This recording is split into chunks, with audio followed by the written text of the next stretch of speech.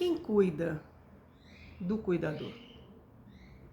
Essa é a grande questão.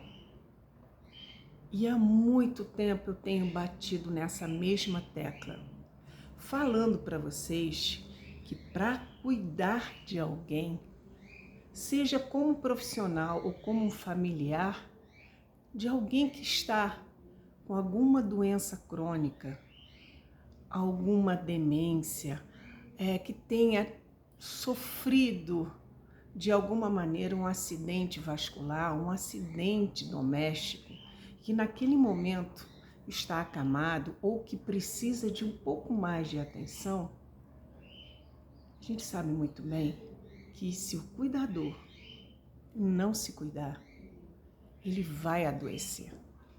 Então, o que fazer? Essa é a minha questão de hoje. Por isso que eu vim aqui, nas redes sociais, bater novamente nessa tecla. Então assista o vídeo até o final e para quem ainda não me conhece, eu sou Juana Labres, psicóloga, terapeuta holística, gerontóloga e eu sou a criadora e administradora do canal Minha Mãe Tem Alzheimer, Cuidar de Quem Cuida. Estou também no Instagram como juana.labres. Então vamos ver essa questão. Quem cuida do cuidador? Sabemos muito bem que a tarefa não é fácil. Muitas vezes a pessoa que decide cuidar do seu familiar precisa largar a sua vida pessoal e profissional. Isso atinge não só o cuidador, mas a família toda que está envolvida nesse cuidado. Antes de mais nada, devemos lembrar que a parte financeira é importante, mas quando a gente decide cuidar ou escolhemos como profissão essa linda função de cuidador, ou de enfermeiro, ou de técnico, não importa. Mas a partir do momento que nós tomamos essa decisão de cuidar de alguém, nós acabamos nos esquecendo. Sim, porque quando o nosso familiar para de fazer, de executar tarefas simples do dia a dia e começa a apresentar alguma dificuldade, você começa a assumir aquelas funções também. Para quê? Para evitar até acidentes domésticos. A pessoa começa a apresentar alguma perda de memória, alguma confusão e você começa a achar aquilo tudo muito estranho. E aí vem o questionamento, não pode mais ficar sozinho.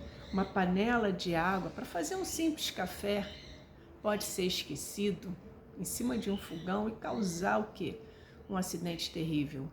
A pessoa pode tropeçar num tapete ou no brinquedo do neto e acabar com um fêmur, com uma bacia, precisar de uma cirurgia para colocar algum pino e acaba acamada durante um tempo.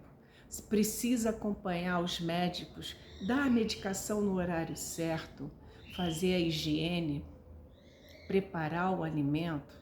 E aí vem a dúvida, eu cuido ou financeiramente eu tenho condições de pagar um cuidador? Ou vai até além, será que uma casa de repouso, que era assim chamado antigamente, agora são instituições de longa permanência, seria o ideal nesse momento? Bem, cada família é uma família e cada ser sabe muito bem dos problemas financeiros que tem e se existe também uma rede de apoio. Quem seriam essas redes de apoio? Famílias maiores, com mais irmãos, isso fazendo pensar que é o filho ou a filha que está cuidando, ou o marido que está cuidando da esposa, ou vice-versa. Quem é a rede de apoio?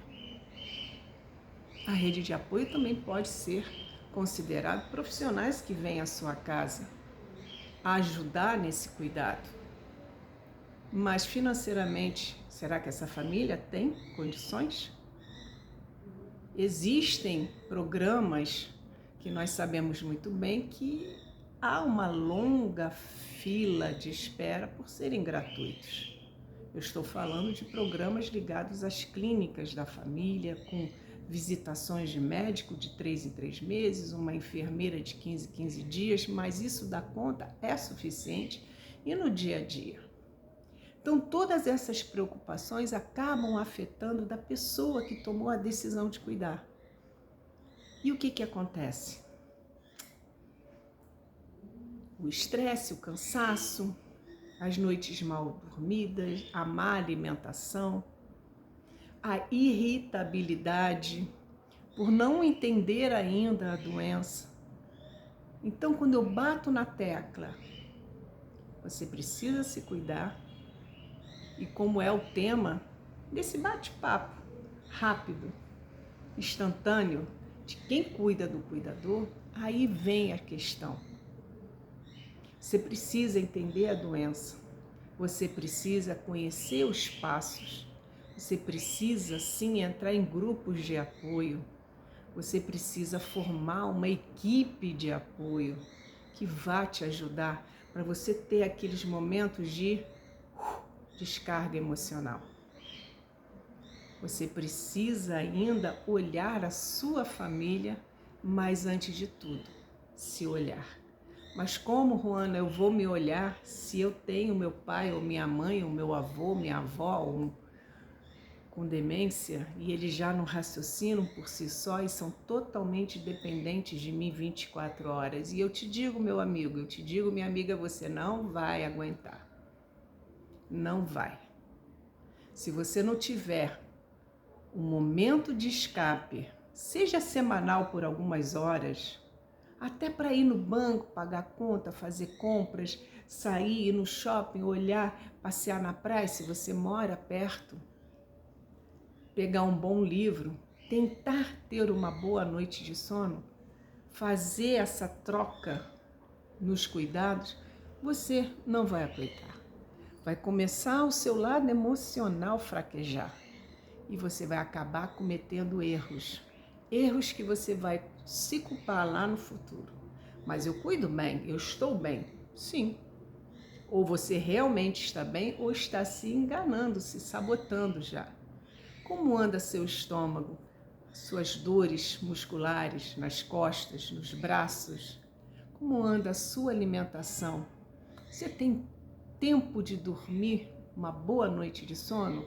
Ou você tira cochilos? Você aproveita que o seu acamado, o seu familiar na qual você cuida, tira cochilos para descansar naquele momento? Você tem amigos? Você conversa com alguém? Faz algum tratamento terapêutico? Tem algum acompanhamento para isso? Então, se cuidar para poder cuidar de alguém é essencial, principalmente porque se o seu emocional está abalado, o físico vai começar a gritar. Conhece aquela frase que eu acho que você já disse, se não disse, pensou? Ah, eu tenho que ir no médico, mas estou sem tempo. Não adie, não adie. Se você está com alguma dor, algum incômodo, vá ao médico. Mas como eu vou ao médico? Você não tem com quem fique, se planeje, se organize. Porque você pode se arrepender de não ter ido a tempo. Muitas vezes deixamos de trabalhar e o nosso financeiro realmente cai. Nós largamos vida social. Eu falo nós porque eu cuidei da minha mãe por 9 anos e sei muito bem do que eu estou falando.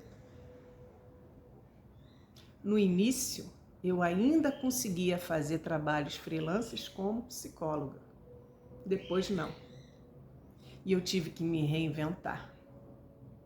Dei meu jeito para que a comida continuasse sendo colocada na mesa e eu tivesse uma sobra para medicação, fralda, fisioterapeuta e assim por diante. Então eu dei o meu jeito. Só que eu não estava percebendo que eu estava adoecendo. Psicólogo é que nem ferreiro. Em casa, espeto de pau, não funciona. E eu, filha única, cuidando da minha mãe. Até que nos 2 últimos anos caiu a ficha e eu falei, não consigo mais fazer sozinha. Então, um ponto muito importante no se cuidar é reconhecer que você não consegue mais fazer tudo sozinha, que precisa de ajuda. Quando essa ficha cai, é o primeiro passo para você começar a se cuidar. Foi aí que eu comecei a voltar, depois de 5, 6 anos, aos meus médicos, as minhas rotinas como mulher e também porque eu engordei 30 quilos durante esses 9 anos de cuidado. Eu me descuidei. E eu venho aqui falar para vocês justamente disso. Quem cuida do cuidador? Você se cuida. Você conhece os sintomas, os sinais. Você conhece o seu corpo melhor do que ninguém.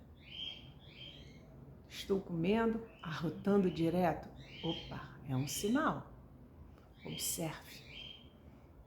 Eu estou com prisão de ventre e não era assim antigamente. É um sinal. Eu estou com uma tosse que não acaba nunca. Eu estou com dores nas costas. Eu estou irritada. Eu perco a paciência com muita facilidade. Eu estou com dor em algum lugar. São sinais que você precisa prestar atenção. E aí, ir atrás do profissional que irá te ajudar a você se cuidar. Então, meu amigo, minha amiga, quem cuida do cuidador? Me responda, comente aqui embaixo. Um bom dia para vocês.